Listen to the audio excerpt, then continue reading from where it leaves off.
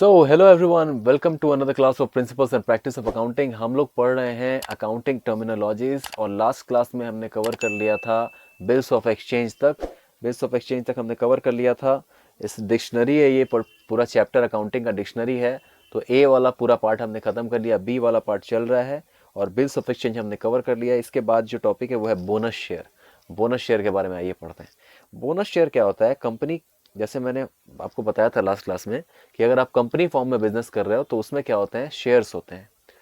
तो shares shares जो होता है वो कंपनी के मालिकों के हाथ में होता है। कंपनी का जो शेयर्स होता है वो कंपनी के मालिक होल्ड करते हैं। तो कंपनी कभी कभी क्या करती है कि कंपनी के पास जब एक्स्ट्रा प्रॉफिट रहता है ना, तो कुछ शेयर वो फ्री में इशू कर देती है अपने शेयर होल्डर्स को। मान लो आप कंपनी के एक शेयर होल्डर हो, कंपनी के पास टोटल 1 लाख शेयर है और उसमें से 10,000 शेयर आपके पास है। तो कंपनी का जब प्रॉफिट ज़्यादा होगा तो कंपनी का मन करेगा कि कुछ बोनस दे दिया जाए। तो वो जो बोनस इशू होता है ना, एक रेशियो में होता है। फॉर एग्जाम्पल 1:2 ऐसा करके एक रेशियो होता है, उसमें बोनस शेयर इशू होता है। 1:2 का मतलब जिसके पास 1 शेयर है उसको 2 शेयर मिलेगा। ठीक है, जिसके पास आई थिंक मैंने रॉन्ग बोल दिया। जिसके पास 2 शेयर है उसको 1 शेयर मिलेगा। ठीक है,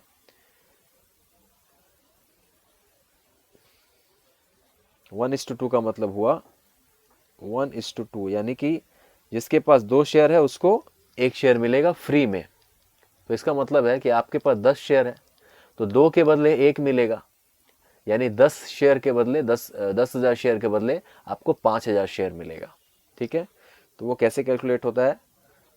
10,000 इंटू ये 1/2 है तो इसको 1/2 कर देंगे तो हाफ हो जाएगा,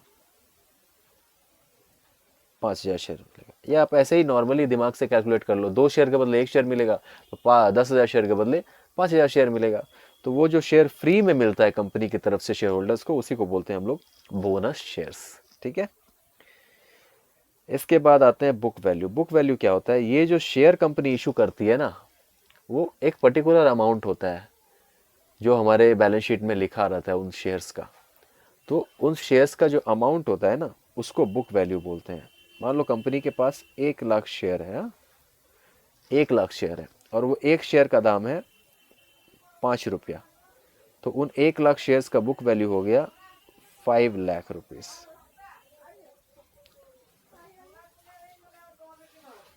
ठीक है, कंपनी के पास 1 लाख शेयर है और 1 शेयर का दाम है 5 लाख रुपया, सॉरी 1 शेयर का दाम है 5 रुपया। तो टोटल बुक वैल्यू हो गया 5 लाख रुपीज का। बोरोइंग कॉस्ट अगला टॉपिक है। बोरोइंग कॉस्ट का मतलब है, एक तरह से आप मान के चलो, इंटरेस्ट। जब कंपनी बैंक से लोन लेती है तो उसको इंटरेस्ट देना पड़ता है। बोरोइंग मतलब लोन लेना, उधार लेना। तो उस लोन के बदले इंटरेस्ट चुकाना पड़ता है, उसी को बोरोइंग कॉस्ट बोलते हैं। ठीक है, अगला है बॉन्ड एंड डिबेंचर। ये बॉन्ड और डिबेंचर होता है ना, एक तरह का लोन होता है। कंपनी क्या करती है, पब्लिक से कुछ पैसा लोन ले लेती है। मान लो बैंक से लोन लेने जाएगी तो उसको 15% देना पड़ेगा। फॉर एग्जांपल बैंक 15% का इंटरेस्ट मांग रही है और पब्लिक बोल रही है कि आप मेरे को 12% भी दे दो तो मुझे चलेगा।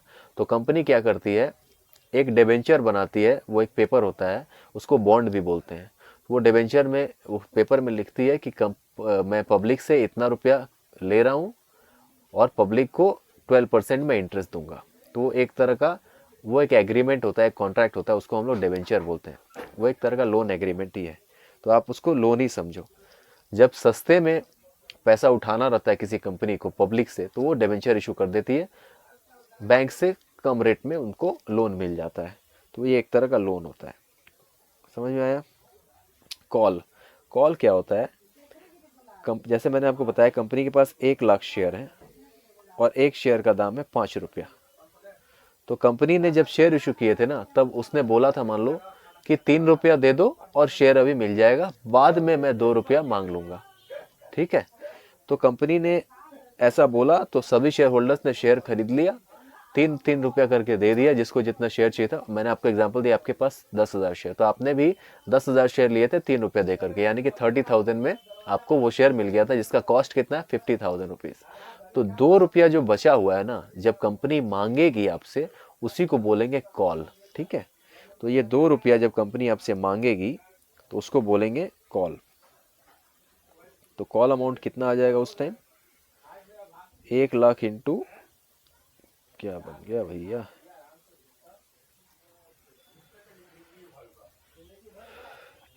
1 लाख इंटू 5 को हटाओ, यहाँ लिखो 2, तो ये हो जाएगा आपका 2 लाख। तो ये हो गया आपका कॉल। ठीक है, आगे बढ़ते हैं। कॉल्ड अप शेयर, अभी कॉल्ड अप शेयर है 2 लाख और पहले से मिला हुआ है 3 लाख, तो कॉल्ड अप 2 ही रहेगा, और जो पहले से मिला हुआ है जब ये पैसा मिल जाएगा तो वो हो जाएगा इशूड शेयर कैपिटल। ठीक है, उसको टोटल मिला के 5 लाख जो होगा उसको बोलेंगे इशूड शेयर कैपिटल, और जितना कंपनी ने कॉल किया है उसको बोलेंगे कॉल्ड अप शेयर कैपिटल। ठीक है, कैपिटल का मतलब पूंजी। कैपिटल तो जानते हैं, बिजनेस में जो पैसा बिजनेस में लगाता है उसको कैपिटल बोलते हैं। ठीक है, अब कैपिटल असेट ये अलग है। ठीक है, बिजनेस में जो पैसा लगता है उसको कैपिटल बोलते हैं, लेकिन कैपिटल असेट अलग चीज है।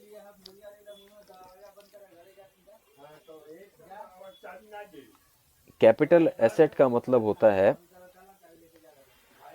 कंपनी जब कोई एसेट खरीदती है और वो एसेट कंपनी को 1 साल से ज़्यादा यूज़ करना होता है, उस एसेट का बेनिफिट कंपनी को 1 साल से ज़्यादा मिलेगा, तो उस तरह के एसेट को कैपिटल एसेट बोलते हैं। इसका एक एग्जांपल हम ले लेते हैं, जैसे कंपनी के पास, जितनी भी कंपनीज के पास अपना बिल्डिंग होता है ना, तो बिल्डिंग 1 साल के लिए तो बनता नहीं है, बिल्डिंग तो 100 साल तक चलता है, तो इस तरह के एसेट को हम लोग कैपिटल एसेट बोलेंगे। ठीक है, कैपिटल कमिटमेंट क्या होता है? कैपिटल कमिटमेंट का मतलब जब ओनर से ओनर और बिजनेस दोनों अलग होता है, मैंने आपको एंटिटी कॉन्सेप्ट में पढ़ाया है। तो जब ओनर ये बोलता है कि मैं फ्यूचर में अपने बिजनेस में और कैपिटल लगाऊंगा, और उसके लिए वो एक कॉन्ट्रैक्ट साइन करता है, तो ये कंपनी फॉर्म में भी हो सकता है। जब कंपनी बोलती है कि फ्यूचर में और कैपिटल मुझे शेयर होल्डर से चाहिए, और शेयर होल्डर और कंपनी के बीच में कॉन्ट्रैक्ट साइन होता है कि अभी कंपनी को मान लो 10 लाख रुपया दे दिया, फ्यूचर में और 10 लाख रुपया शेयर होल्डर लोग कंपनी को देगा, तो ये जो कॉन्ट्रैक्ट बनेगा इसको बोलते हैं कैपिटल कमिटमेंट। ठीक है, कैपिटल एम्प्लॉयड, आज के डेट में बिजनेस में जितना कैपिटल लगा हुआ है उसको बोलेंगे कैपिटल एम्प्लॉयड। जितना भी कैपिटल यूज हो रहा है बिजनेस में, फिक्स एसेट खरीदा गया, करेंट एसेट खरीदा गया, जहां जहां भी पैसा लगा, टोटल कैपिटल जितना लगा बिजनेस में उसको बोलेंगे कैपिटल एम्प्लॉयड। ठीक है, ये कैपिटल एम्प्लॉयड 2 तरह के एसेट्स में लगता है, एक फिक्स एसेट्स में और दूसरा वर्किंग कैपिटल में। वर्किंग कैपिटल क्या होता है, मैंने एक बार पढ़ाया था आपको, अकाउंटिंग के क्वेश्चन में बताया था, current asset minus current liability equal to working capital. तो फिक्स एसेट और वर्किंग कैपिटल में जितना पैसा लगता है उसको हम लोग कैपिटल एम्प्लॉयड बोलते हैं। आगे है कैपिटल प्रॉफिट और कैपिटल लॉस। कैपिटल एसेट मतलब जो एसेट 1 साल से ज्यादा यूज होगा कंपनी में उसको कैपिटल एसेट बोलेंगे, और जब यही कैपिटल एसेट बेच दिया जाता है तो कुछ प्रॉफिट होगा या लॉस होगा, तो जब प्रॉफिट होगा तो बोलेंगे उसको कैपिटल प्रॉफिट, या लॉस होगा तो उसी को बोलेंगे कैपिटल लॉस। ठीक है, कैपिटल रिजर्व, ये एक तरह का स्पेशल काइंड ऑफ रिजर्व होता है, a reserve of a corporate enterprise which is not available for distribution as dividend। जब कंपनी अपने प्रॉफिट में से कुछ पैसा निकाल के एक रिजर्व बनाती है उसको बोलती है कैपिटल रिजर्व, और वो कैपिटल रिजर्व कुछ स्पेशल पर्पस के लिए यूज होता है, डिविडेंड बांटने के लिए, प्रॉफिट का हिस्सा बांटने के लिए यूज नहीं होता है, उसको कैपिटल रिजर्व बोलते हैं। जब प्रॉफिट से कुछ अमाउंट निकाल लिया जाता है और उस अमाउंट को मान लो बोला जाता है कि फ्यूचर में इससे मशीन खरीदी जाएगी या और इन्वेस्टमेंट किया जाएगा, तो उस तरह का जब इन्वेस्टमेंट करने के लिए, यूज करने के लिए पैसा प्रॉफिट से अलग किया जाता है तो उसको कैपिटल रिजर्व बोलते हैं। ठीक है, उससे हम लोग डिविडेंड नहीं देते हैं। ठीक है, डिविडेंड मतलब प्रॉफिट को जो बांटते हैं हम लोग शेयर होल्डर्स में उसको डिविडेंड बोलते हैं, तो इस रिजर्व से डिविडेंड नहीं बटेगा, ये स्पेशल पर्पज रिजर्व होता है। Capital work in progress, capital work in progress का मतलब हुआ, कैपिटल एसेट में मैंने एग्जांपल दिया था ना बिल्डिंग का, तो बिल्डिंग जब पूरा बन गया उसको बोलेंगे कैपिटल एसेट। और जब बिल्डिंग बन रहा होता है, मान लो 10 माले का बिल्डिंग है, 10th फ्लोर का, और अभी 5 फ्लोर बना है, तो अभी अंडर कंस्ट्रक्शन है ना, तो उसको भी लेकिन हम लोग बैलेंस शीट में शो करते हैं कि अभी अंडर कंस्ट्रक्शन है, उसको बोलेंगे कैपिटल वर्क इन प्रोग्रेस। तो अंडर कंस्ट्रक्शन में जितना रुपया खर्च हुआ है उस बिल्डिंग में अभी तक फिफ्थ फ्लोर तक, उसको बोलेंगे कैपिटल वर्क इन प्रोग्रेस, और जो अमाउंट होगा हम लोग बैलेंस शीट में शो कर देंगे। ठीक है, तो इसको आप लोग लिख लो, एग्जाम्पल के लिए दिमाग में रहेगा, अंडर कंस्ट्रक्शन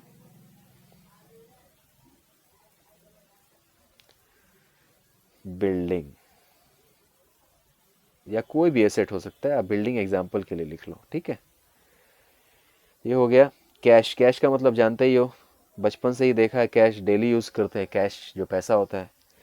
कैश इक्विवेलेंट क्या होता है, जो असेट कैश तो नहीं है लेकिन कैश के बराबर है। कैश के बराबर मतलब कुछ पैसा मान लो आपने बैंक में डिपॉजिट किया है, जो 2-3 महीने में आपको मिल जाएगा, या कहीं पे आपने इन्वेस्टमेंट किया है 2-3 महीने के लिए, और वो 2-3 महीने के अंदर आपको मिल जाएगा, तो कैश के बराबर ही हुआ। तो उस तरह के एसेट्स को हम लोग बोलते हैं कैश इक्विवेलेंट। इस तरह का जो एसेट होता है 2-3 महीने में हाथ में आ जाता है, इसको बोलते हैं लिक्विड इन्वेस्टमेंट। ठीक है, लिक्विड मतलब जो इजीली अवेलेबल हो, ज़्यादा उसमें समय ना लगे वो पैसा आपको मिलने में, उसको लिक्विड बोलते हैं। जब चाहे आप उसको यूज़ कर सकते हो, तो उस तरह के एसेट्स को कैश इक्विवेलेंट बोलेंगे। ठीक है, कैश बेसिस ऑफ अकाउंटिंग मैंने आपको पढ़ाया एक्रूअल बेसिस अकाउंटिंग, जिसमें ऐसे इनकम एंड एक्सपेंस जब ड्यू होता है उसको रिकॉर्ड कर लेते हैं, उसको एक्रूअल अकाउंटिंग बोलते हैं। और कैश बेसिस अकाउंटिंग क्या होती है, वो एक्रूअल अकाउंटिंग को पूरा इग्नोर करती है। कैश बेसिस अकाउंटिंग में होता है कि जब एक्चुअल में पेमेंट होगा एक्सपेंस का, और इनकम का एक्चुअल में जब रिसीट होगा, तब उसकी अकाउंटिंग होगी, उसको बोलते हैं कैश बेसिस अकाउंटिंग। जब सैलरी आप एक्चुअल में पे करोगे तब उसको रिकॉर्ड करोगे, और जब आपको सेल्स का पैसा एक्चुअल में मिल जाएगा तभी आप उसको सेल्स लिखोगे, तो इसको बोलेंगे कैश बेसिस अकाउंटिंग। लेकिन जो मैंने पहले पढ़ाया था कि जब ड्यू हो गया तो रिकॉर्ड कर लो, उसको बोलेंगे एक्रूअल बेसिस अकाउंटिंग। तो कैश मिलने और पेमेंट होने पे जब अकाउंटिंग होती है तो उसको कैश बेसिस अकाउंटिंग बोलते हैं।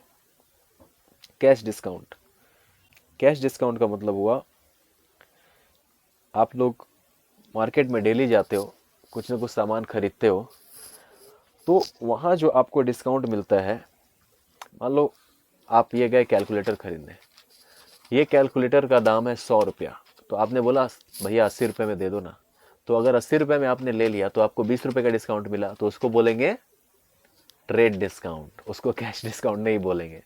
कैश डिस्काउंट का मतलब आपने जब उधार में खरीदा और बाद में जब आपको पेमेंट करना हुआ, तो उस समय बोला अपने दुकानदार को जिससे आपने खरीदा कि भैया मैंने 1 महीने के लिए उधार में लिया, 1 महीने बाद में आपको पैसा दूंगा, लेकिन अगर आप मुझे 100 रुपये के बदले 80 रुपये में ही सेटलमेंट कर दोगे तो मैं आपको आज ही पेमेंट कर दूंगा।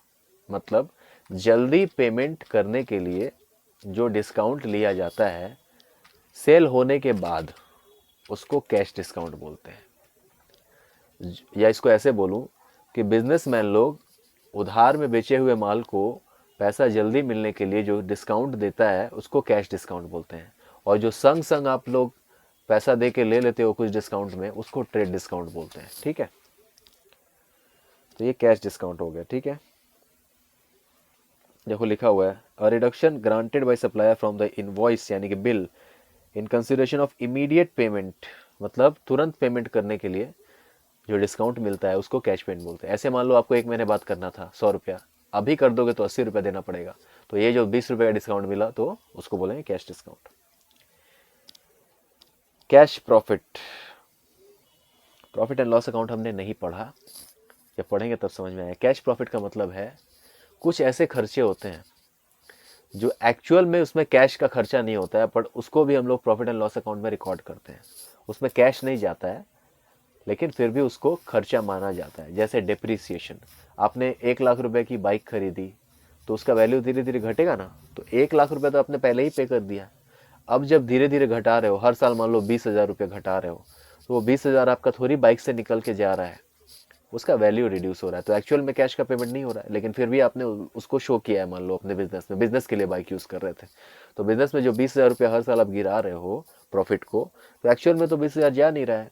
तो इस तरह का जो खर्चा नॉन कैश खर्चा है, डेप्रिसिएशन, अमोर्टाइजेशन, नॉन कैश जो एक्सपेंसेस हैं, जब हम लोग उसको रिकॉर्ड नहीं करते हैं और तब प्रॉफिट निकालते हैं, तो एक्चुअल में कैश प्रॉफिट निकल के आता है।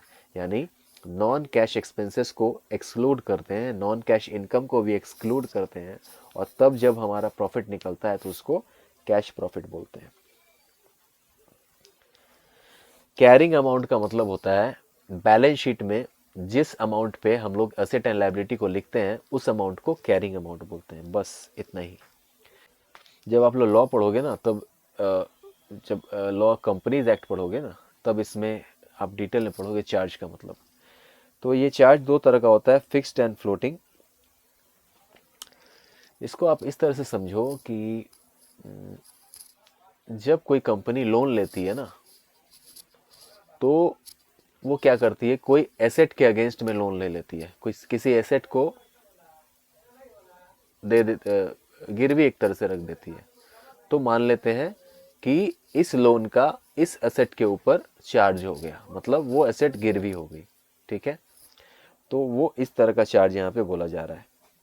जब किसी लोन को सिक्योर करने के लिए कोई एसेट को गिरवी रख दिया जाता है, तो उसको चार्ज बोलते हैं। अब ये चार्ज दो तरह का होता है, एक फिक्स्ड होता है और एक फ्लोटिंग होता है। फिक्स्ड का मतलब आपने पर्टिकुलर एसेट का नाम दे दिया कि हाँ मेरी बिल्डिंग गिरवी हो गई या मेरा फर्नीचर गिरवी हो गया, वो हो गया फिक्स्ड चार्ज।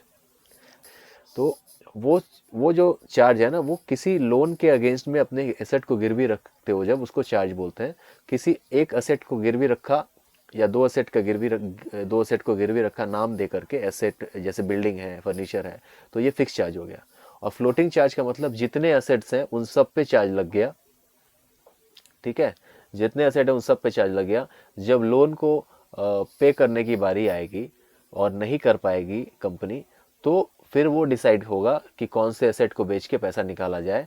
अभी फिक्स नहीं है कि कौन से एसेट पे चार्ज है। उस तरह के चार्ज को फ्लोटिंग चार्ज बोलते हैं, ठीक है। तो ये चार्ज समझ में आ गया। चेक, आप जानते ही हैं, चेक जो बैंक हम लोग को देती है, बैंक में जब आप लोग सेविंग अकाउंट खोलते हैं तो चेक, आप लोग को एक चेक बुक मिलता है। उस चेक से क्या होता है, उस चेक से आप पेमेंट कर सकते हो किसी दूसरे को। आपको कहीं पर भी पेमेंट करना है तो आप उस चेक पे जितना का पेमेंट करना है उसको लिख दो, और आपके बैंक से उतना अमाउंट कट जाएगा जब वो चेक जमा किया जाएगा आपके बैंक में, ठीक है। तो उसको चेक बोलते हैं। कोलेटरल सिक्योरिटी, कोलेटरल सिक्योरिटी बोल रहा है security which is given in addition to the principal security against the same liability और ऑब्लिगेशन। मान लो कोई लोन ले रखा है आपने और उसके अगेंस्ट किसी एसेट को आपने ऑलरेडी गिरवी कर रखा है, ठीक है। तो जो एसेट आपने गिरवी कर रखा है वो तो ऑलरेडी लोन के लिए सिक्योर्ड है, लेकिन उसके अलावा भी अगर आप कोई एसेट और गिरवी रख रहे हो तो उसको बोलेंगे कोलेटरल सिक्योरिटी। मान लो आपने लोन ले लिया और अपने घर को गिरवी रख दिया, और इसके अलावा आप अपने ज़मीन को भी फिर गिरवी रख रहे हो, तो जो ज़मीन को गिरवी रख रहे हो उसको बोलेंगे कोलेटरल सिक्योरिटी। जो एडिशनल हम लोग सिक्योरिटी प्रोवाइड करते हैं उसको कोलेटरल सिक्योरिटी बोलते हैं।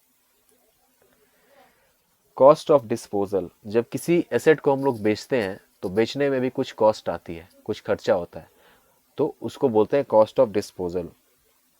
डिस्पोजल मतलब सेल, डिस्पोजल का मतलब यहाँ लिख लो सेल, ठीक है।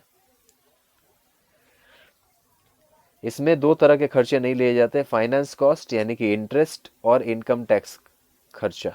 इनकम टैक्स और फाइनेंस कॉस्ट को छोड़ के बाद बाकी जो भी खर्चे लगते हैं अपने एसेट को बेचने में, उसको कॉस्ट ऑफ डिस्पोजल बोलेंगे। इसके बाद है contingency, contingent asset, contingent liability. ये सारे टॉपिक हम लोग नेक्स्ट क्लास में पढ़ेंगे। इस क्लास के लिए रहने देते हैं इतना ही। मिलते हैं अगले क्लास में। Abhishek Kumar Mishra signing off.